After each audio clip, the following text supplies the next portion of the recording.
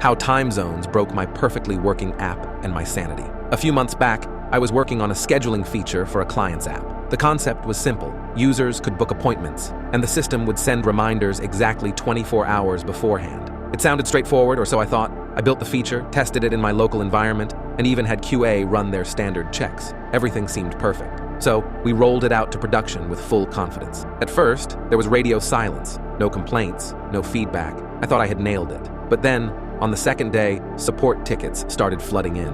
Why did I get a notification at 2 a.m. for an appointment scheduled at 3 p.m. the next day? My reminder came hours after my appointment. What's the point of that? I never got my notification at all. Your app is useless. I was baffled. I checked the logs, and the notifications had been sent. But when I compared the scheduled times with the actual notifications, they were wildly off. Some were hours early, others hours late, and a few didn't even match the scheduled time. That's when it hit me. Time zones. You see, the server was set to UTC, but the user data was stored in their local time zones without proper conversion. So, when the backend calculated the 24-hour reminder time, it was essentially guessing based on mismatched data. To make matters worse, some users' devices weren't configured correctly. A few had manually set their clocks, and one user had their time zone set to custom. I didn't even know you could do that. What followed was 2 days of absolute chaos. First, I had to identify every instance where the calculations went wrong. Then, I had to rewrite the logic to normalize everything to UTC on the back end and only convert to local time when displaying data to the user.